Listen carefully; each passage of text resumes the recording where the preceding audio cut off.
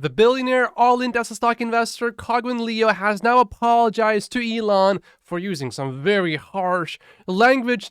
Elon, I don't think he liked this original tweet from Koguan. He said, does Elon have two personalities? One who loves and serves mankind and free speech, but two who dislikes, ignores, and fights his shareholders as inconvenient pests. Ooh. That was harsh. That was about as negative as competitors just dropping. The stock prices, look at NEO dropping almost 6% today. Look at XPeng dropping 7.5%, all while Tesla stock is up today 3%. Koguan Leo says, my apology to Elon. I love seeing this, by the way. Still his fanboy to upgrade mankind from single to multi-planetary species and to uphold free speech for mankind. All in Tesla, just like I am with my stock portfolio. Plan to buy $2 billion additional shares by 2025. Tesla grows exponentially. It's free cash flow to execute buybacks. $100 billion he's saying between the years of 2022 and 26, and $1 trillion between 26 and 30. Leo, of course, is a billionaire. Now, if Tesla indeed does $1 trillion buyback, I have a goal of becoming a billionaire. But if Tesla does $1 trillion buyback, that's just going to happen a lot sooner than I was planning. Now, after the apology, Leo is still retweeting tweets like this, but no more tweets saying Tesla is doomed, and no more calling Elon corrupt. So let's get into this thread that he retweeted, and then I want to show you new data point why we should just let Elon pick the time for the stock buyback. I'll show you something that everyone is seemingly missing. People are saying Elon causes the top and he sells. Well, you'll want to watch this video if that's what you think. It will change your mind very quickly. If Tesla does not reinvest nearly all profits, their profits will not compound as quickly. That is, a fair point to make. And you can also make a point that when you actually need the cash, if you don't have any more cash, you can just issue more stock.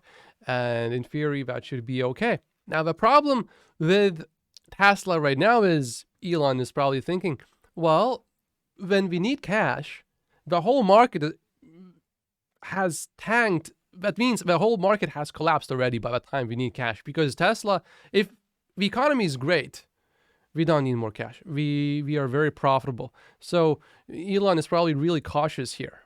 And we all know that Elon speaks his mind very freely. If he wants a stock buyback, he will let us know indirectly. He will make it very clear if he really thinks it's important. These are the uses of corporate cash, emergency cash, reinvesting in the business. So this is what Tesla is trying to do as much of, and we are building up our emergency cash still. Then acquisitions, Tesla is not really doing any acquisitions. And then buybacks or dividends. I prefer buybacks over dividends because better taxes for me. Bradford is saying here that the need for cash cushion for Tesla is much lower than people think. Tesla pays suppliers 45 to 60 days from when they get material and parts, yet Tesla gets paid by customers within 30 days. Tesla does not need cash cushion to make cars. Actually, my dad, he has a tiny manufacturing business, and this is how a lot of manufacturing businesses work. He gets supplies and he makes a product, and if his ability to sell the product is good and he can sell very quickly within the time when the product is produced, then you get the cash from the customer first before you have to pay suppliers. Many people don't know that's a standard practice in many businesses. But this works really well in good times, in bad times. 2008 was a bad recession. My dad was doing great before then. He would pay suppliers after he would get the cash, and then a big recession comes, and then you can't sell everything that you're making. And now you are in a position where you don't have enough cash to even operate. Very bad. And my dad is not a millionaire, so that pretty much almost bankrupted him. It was so close. It was a bad time. And 2008 made me really paranoid. Just like Elon says, only the paranoid survive. This is his mentality. This is his thinking. I relate to it 100%. Also, let's not forget that Tesla's cash conversion cycle historically has been positive, which is not a good thing. You want these bars to be negative. That means you keep on to the cash that you get from a customer before you pay the supplier for longer. So in this case, what you see here right now, you keep onto the cash for 11.9 days. This has not been the case throughout most of Tesla's history. This has been a rather recent event. We had it right here, but it didn't last. And it's only now that this is happening. And also, please note, it's not like it's getting a lot better. It got just a little bit worse here. So I don't buy this argument that using this, we can do a buyback.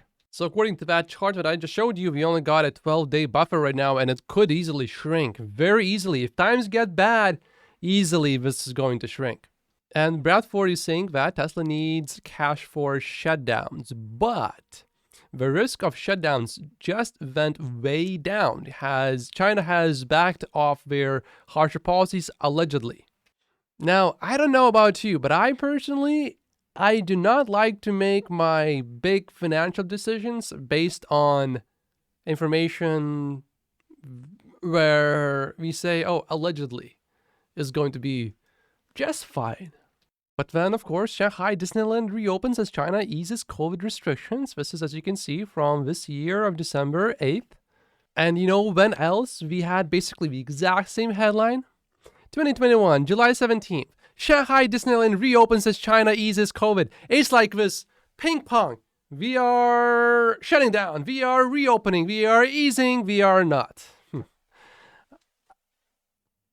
I don't like that as a argument to use to do a buyback, that there is not going to be another shutdown. If you want to make this argument, you have to make this argument after the Chinese New Year. During the Chinese New Year, it's like, to understand the kind of holiday that it is in China, I have been to China, by the way, and Taipei multiple times. During Chinese New Year, it's like you put together the New Year that we have here in the West, you put together Christmas, you put together Easter, you put together every single holiday, and you smash that into 1 or 2 weeks. That is Chinese New Year. The whole thing just shuts down. No one's working almost. So if you want to make that argument, make it after Chinese New Year, because we know people will get infected. And by the way, I appreciate Bradford making this thread. This is some good arguments. I'm just countering these arguments. Nothing against Bradford, just to be clear. I don't know much about him, so this is nothing personal or anything like that. Tesla is rumored to be upgrading lines for Model 3, codenamed Highland. Emergency cash could be needed for this. Now, we know that Tesla refreshed Model S and Model X. That took way too long. Like, way too long. So the same situation could happen here as well, and Bradford acknowledges that. Then, of course, Elon has said multiple times that Tesla is spending the cash as quickly and wisely as they can on everything that they can possibly think of. Now, to that, I would also reply, Elon, think harder. Spend less time at Twitter. Spend less time, well, SpaceX maybe not so much, but Twitter, think a little bit harder. I'm sure you can come up with more ways to spend the money effectively. Acquisitions, it doesn't seem likely that Tesla is going to do any acquisitions. One big problem with acquisitions for Tesla, because Tesla has such a different culture compared to most companies, the cultures, I don't know if they are going to integrate well. To me, it would seem like it would be a bad clash in most cases. Maybe not in all, but in many cases. Maybe if it's a startup, that makes sense. If these people want to stay at Tesla. In many cases, you do an acquisition and everyone just leaves. All the good people, at least. So Then come buybacks and dividends. If Tesla cannot deploy the cash at high return activities like reinvestment and master plan enabling acquisitions, then they need to return it to shareholders. Otherwise, the market assigns a permanently lower multiple on the valuation. Very true. Very true. Bradford certainly makes some good points, many of which I agree with, by the way. I just don't know. I don't think it's the right time to do a buyback because Elon doesn't want to do it. That's my main argument, to not do a stock buyback right now. Bradford also thinks that the board of directors is not comfortable properly valuing Tesla business like many retail and free-thinking bulls. He says that the chair of board of directors of Tesla, Robin, is worth 9 figures, well north of 100 million. Pre-split, every time Robin gets more Tesla, it appears Robin sells it down to 5,000 shares. So definitely less than 10% of her net worth is in Tesla stock. A lot less than 10%. A lot less. So he says Robin doesn't need the money. If she saw the value in Tesla, like, I think he's talking about Warren, yes. Like Warren sees it, she would not be selling. Even if Robin valued Tesla at only 3 trillion in 10 years because of profit per battery capacity, it would still not be a sell today. If the chair isn't even valuing Tesla stock at a conservative bull valuation, I don't know if I would call Warren a conservative bull. I think, doesn't he call himself an Uber bull in the... Sorry, Tesla hyper bull. If the chair isn't even valuing Tesla stock at a conservative bull valuation, how do we expect the board of directors to make a great decision around the stock buyback? So, I don't know. I personally think a lot of these big valuations are actually quite realistic. Like, I personally believe that Tesla stock will at least 10x from where it is right now before the end of 2030, as long as you saw full self-driving. I think the way Elon is thinking at this very moment, he's thinking about a bad case scenario. He's not thinking about the most likely scenario for Tesla. He's thinking about the worst possible scenario. He wants to be ready for that.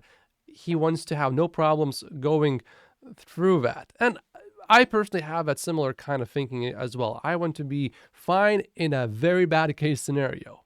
For most people, if you are really wealthy and you have a pretty conservative portfolio, you don't want to have a lot of stock in a company that is still a growth stock. So for a member of a board to not have a very sizable position in Tesla stock, I don't necessarily see that as a very big problem, although it would be great if they all had a lot of Tesla stock. And here's the main reason why I want Elon to decide when to do Tesla stock buyback. First, it seems he does not think that Tesla has enough cash. He has insider information. I would trust his judgment. Secondly, there's one more thing. Now, I went through this post from Chicken Genius Singapore, and literally every single counter argument that I found, and I looked through about 100. Every single one that I found said, oh, Elon creates the top. You are wrong, chicken. Elon creates the top. None of them pointed out the most obvious thing. I once placed top 20 in Math Olympics in my home country in Europe, and it's not about adding numbers in your head or anything like that. They give you very difficult problems where you have to think really hard, and oftentimes the most obvious solution is not the solution. The solution is even more obvious than the most obvious solution, and that's why everyone misses it. And I think this is what's going on here as well. So here is the most obvious thing that everyone misses. Okay, so first of all, there's definitely pressure on the stock. When Elon sells, there's definitely pressure for the stock to go down. For sure, 100%. But are you telling me that Elon is making all of S&P 500 go down too? I mean, don't be silly. How come no one is saying this? This is so obvious. Look, this is S&P 500 in this other color. This was literally the peak of a market. Literally, the first day that Elon chose to sell, it was literally basically the peak of a market. Like, you could not have timed it better. And also, remember this, his options were set to expire in August of 2022. So it was not like he had to sell exactly on that day. No. And these 3 times, the first 3 times, Elon picked the time when he wanted to sell. He picked it. This one, I think, was more of a forced sale. So we'll see if the timing really turns out to be as good as it turned out before. But he literally, like, you could have shorted S&P 500 each time he sold Tesla stock, and you would have made money. This is how ridiculous this is. So how come no one is saying this? Right now, I am against it because Elon Musk is not saying, okay, let's do a stock buyback.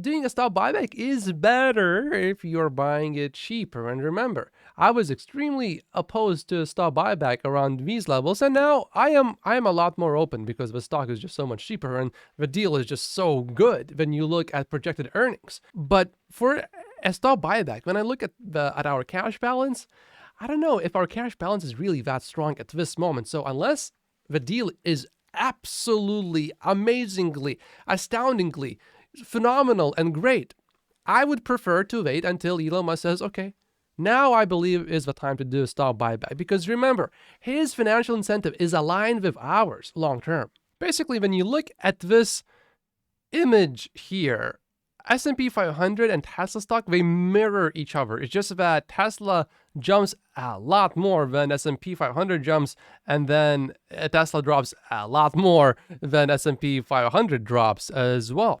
And also right here, for those of you that still say, oh, Elon creates the top, well, look right here. He finished selling right here. Right here. He finished selling right here. The stock went down, then together with the market, and then it went back up together with the market.